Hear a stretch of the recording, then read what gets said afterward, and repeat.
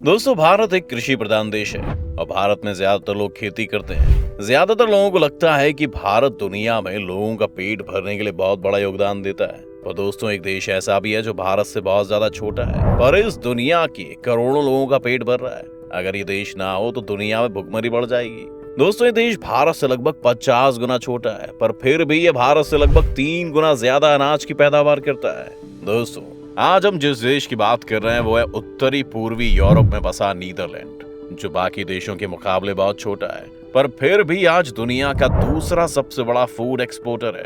तो चलिए दोस्तों, आपको बताते हैं कि आखिर कैसे इतना छोटा देश दुनिया के करोड़ों लोगों का पेट भर रहा है। दोस्तों, आपको हम ये बताएं कि इतना छोटा सा देश आखिर कैसे दुनिया के इतने सारे लोगों की भूख मिटा रहा है। चलिए उससे पहले हम आपको बताते हैं थोड़ा सा नीदरलैंड के बारे में। उत्तरी पूर्व यूरोप में बसे नीदरलैंड का कुल क्षेत्रफल लगभग 41,543 स्क्वायर किलोमीटर है। यहाँ की पॉपुलेशन लगभग 1.74 करोड़ है।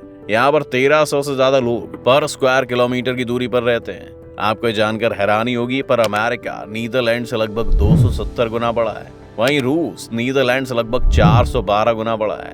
वहीं ये भारत से लगभग 50 गुना छोटा है। दोस्तों, पिछले कई सालों से दुनिया के सबसे अमीर देशों की गिनती में शुमार है और इसकी सबसे बड़ी वजह है यहाँ पर की जाने वाली खेती। इतना छोटा होने के बावजूद भी ये दुनिया के कई देशों को फूड आइटम्स प्रोवाइड कर रहा है। नीदरलैंड दुनिया में बढ़ती हुई फूड की डिमांड को अपने कंधे पर उठाए हुए है। दोस्तों, आपको जानकर ताज्जुब होगा, पर साल 2022 के अंत तक पूरी दुनिया की पॉपुलेशन लगभग 800 करोड़ हो जाएगी और आने वाले समय में ये और तेजी से बढ़ेगी। ऐसे में अगर किसी चीज की सबसे ज्यादा डिमांड होगी तो वो है खाना। जैसे जैसे जनसंख्या बढ़ती जाएगी, फूड की डिमांड भी बढ़ती चली जाएगी। ऐसे में अगर नीदरलैंड नहीं होगा तो दुनिया में भुखमरी के हालात पैदा हो जाएंगे। साल 1980 से साल 2022 तक फूड कंजप्शन लगभग 2 गुना बढ़ गया है और आगे आने वाले सालों में और ज्यादा बढ़ेगा। ऐसे में नीदरलैंड का दुनिया से भुखमरी मिटाने में और बड़ा योगदान होगा। नीदरलैंड में कोई भूखा नहीं सोता। वर्ल्ड वॉर फर्स्ट के टाइम पर जब पूरी दुनिया में आलूओं का अकाल पड़ रहा था, तब भी नीदरलैंड में आलूओं की कोई कमी नहीं आई। पर सेकेंड वर्ल्ड वॉर के टाइम पर यहाँ भुखमरी की हालत पैदा हो गए थे और हजारों लोग भुखमरी का शिकार हुए। तब यहाँ की सरकार ने फैसला किया कि इस बार जैसे हालात वापस यहाँ पर कभी पैदा ना हो, इसलिए यहाँ की सरकार ने यहाँ की फूड प्रोडक्शन की टेक्नोलॉजीज को ज्यादा से ज्यादा डेवलप करने का डिसीजन लिया।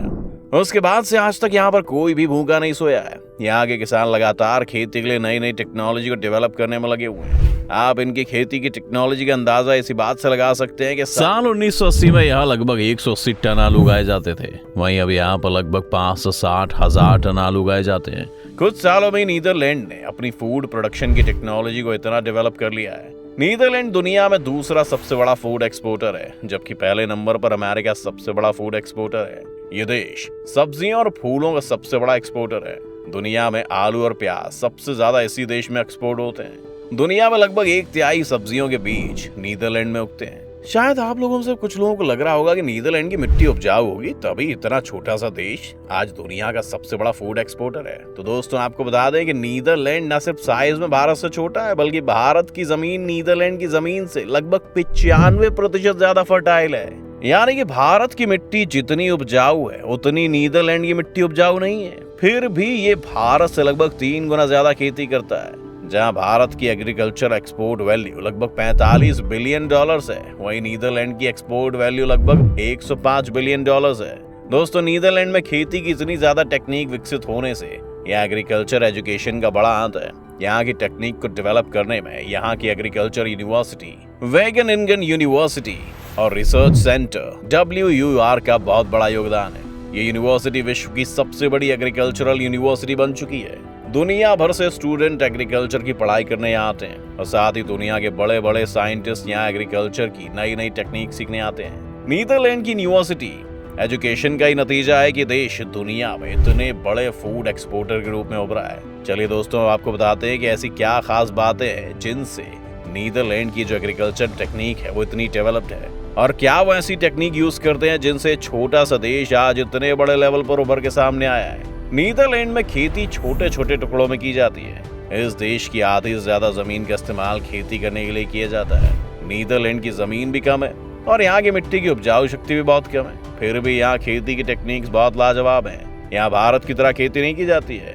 यहाँ किसानों को दिन रात धूप में खड़े रहकर अपना पसीना नहीं बहाना पड़ता है। यहाँ की फूड प्रोडक्शन की टेक्नोलॉजी काफी मॉडर्न है और यही वजह है कि भारत देश से इतना छोटा होने के बाद भी ये देश फूड प्रोडक्शन में इतना आगे है। दोस्तों, आपको जानकर हैरानी होगी पर यूरोपियन यूनियन से एग्रीकल्चर के लिए नीदरलैंड को फंड भी सबसे कम दिया जाता है। अगर नीदरलैंड में कोई किसान यूरोपियन एग्रीकल्चर सब्सिडी के लिए अप्लाई करता है तो पहले सरकार और वेगेनिंगन यूनिवर्सिटी उस किसान की लैंड को एग्जामिन करती है। वेगेनिंगन यूनिवर्सिटी नीदरलैंड की एग्रीकल्चर लैंड पर हमेशा नजर रखती है ताकि जो सोर्सेज वहां पर अवेलेबल हैं उनका बेहतरीन तरीके से इस्तेमाल किया जा सके और जो लिमिटेड सोर्सेज है वो बिल्कुल भी वेस्ट ना हो। दोस्तों, आपको पता है कि यहाँ के किसानों को हमेशा अपने खेत में ड्रोन कैमरा लगाकर रखना पड़ता है और अपना डेटा यूनिवर्सिटी के रिसर्चर्स को देना पड़ता है। उस लैंड या फार्म की रिसर्च के बाद रिसर्चर्स फार्मर्स को उनके लैंड के लिए सजेशंस देते हैं। रिसर्चर्स ही किसानों को बताते हैं कि उनकी लैंड के लिए कौन सी फसल सबसे ज्यादा सही रहेगी, उस फसल को कितना पानी चाहिए होगा, किस तरह से अपनी फसल की देखभाल करनी है, कितनी सूरज की रोशनी फसल को चाहिए, साथ में कौन से मौसम में किस तरह की खेती करनी है, ये सब किसानों को बताया जाता है। इसीलिए किसान रिसर्चर्स की बातों को मानकर ही खेती करते हैं और इससे किसानों को काफी फायदा होता है। इसके साथ ही खेती के लिए मॉडर्न इक्विपमेंट्स का यूज किया जाता है, जैसे खेती में रोबोट और ड्रोन का इस्तेमाल किया जाता है। इसके अलावा यहाँ के ट्रैक्टर भी काफी ज्यादा एडवांस टेक्निक से लैस होते हैं। दोस्तों, यहाँ के ट्रैक्टर फसल लगाने से लेकर जुताई, बुवाई और खेतों में सब काम करने में माहिर होते हैं। किसानों को बस मशीनों को ट्रैक करना होता है। इन मशीनों में रूट पहले से ही सेट कर दिया जाता है, उसी रास्ते पर ट्रैक्टर और मशीन अपना काम करते जाते हैं। अगर बीच में कोई प्रॉब्लम आती है तो फार्मर्स जो उनको ऑपरेट करते हैं उनके मोबाइल पर मैसेज पहुंच जाता है। यानी यहाँ पर खेती करने में इंसानों से ज्यादा मशीनों की भूमिका होती है। इसके अलावा यहाँ की इरिगेशन टेक्निक भी भारत से काफी अलग है, जिसमें इरिगेशन के लिए सेंसर रोबोट का इस्तेमाल किया जाता है। जब भी फसलों को पानी की जरूरत होती है तो खेत में लगे सेंसर रोबोट खुद ही फसलों तक पानी पहुंचा देते हैं। इसके अलावा नीदरलैंड में फसलों को एलईडी लाइट की मदद से भी उगाया जाता है, जो कि काफी सस्ता भी पड़ता है। अब आप सोच रहे होंगे एलईडी लाइट की मदद से खेती क्या है भाई? तो दोस्तों, आपको बता दें कि एलईडी लाइट की टेक्निक से जो खेती की जाती है ना, उसमें तेज पीले और गुलाबी रंग के एलईडी बल्ब की मदद से फसलों को हीट दी जाती है। यानी उनके जरिए फसलों का टेम्परेचर की व्यवस्था कर दी जाती है। नीदरलैंड्स में एलईडी लाइट की मदद से खेती करने की वजह से हर साल लगभग 90,000 यूरो की बचत होती है, जिनकी वैल्यू इंडियन करेंसी के मुताबिक लगभग 70 लाख रुपए है। यहाँ पर ग्रीन हाउस एग्रीकल्चर भी काफी फेमस है।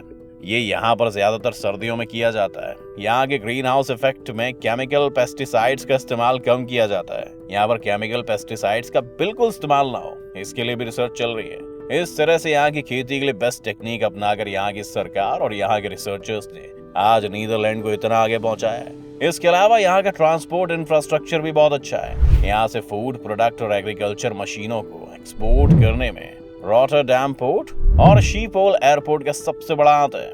यहाँ से रोजाना फ्रेश फूड प्रोडक्ट दुनिया भर में पहुंचाए जाते हैं। इसके अलावा नीदरलैंड एनिमल हस्बेंड्री यानी कि पशुपालन में भी बहुत आगे है। यहाँ के डेयरी प्रोडक्ट्स भी दुनिया में जगह जगह एक्सपोर्ट्स होते हैं। दोस्तों, चाइना में नीदरलैंड्स की डेयरी प्रोडक्ट की मांग सबसे ज्यादा है। भारत भी नीदरलैंड से एग्रीकल्चर के डिपार्टमेंट में कोलैबोरेट कर रही है ताकि नीदरलैंड की एडवांस टेक्निक से भारत का भी एग्रीकल्चर डेवलप हो सके।